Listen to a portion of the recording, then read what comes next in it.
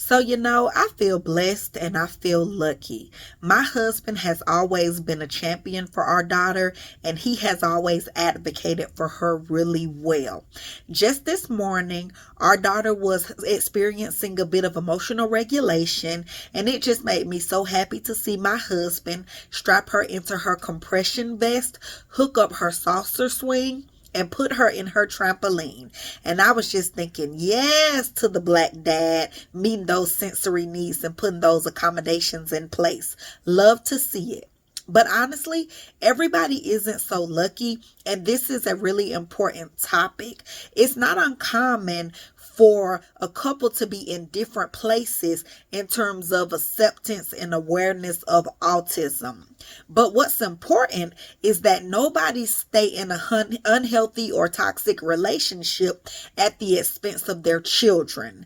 I'm in a lot of mom groups, and I'm always on the autism algorithms, and I hear all the time parents saying, well, my spouse doesn't accept that my child is autistic.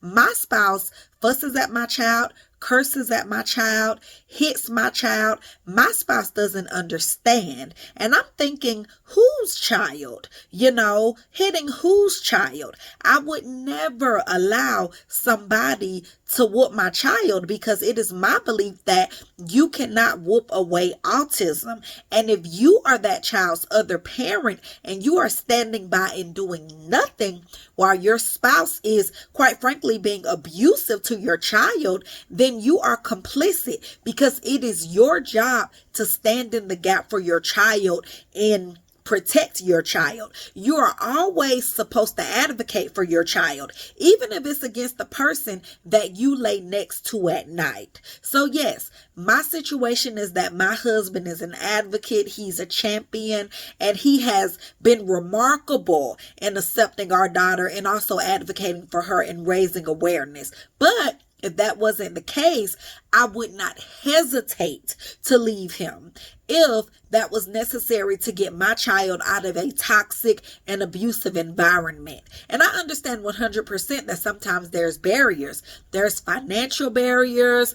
There's barriers in terms of social norms, cultural norms, religious beliefs. Sometimes that other spouse who is a part of that couple is also experiencing abuse in addition to that child being abused. So I understand that 100%, and I sympathize with that. But I still feel like once we make the decision to have children, it is our responsibility to be their number one advocate and to do whatever we have to do to ensure that they're safe, even if that is uncomfortable for us or puts us in a bad position.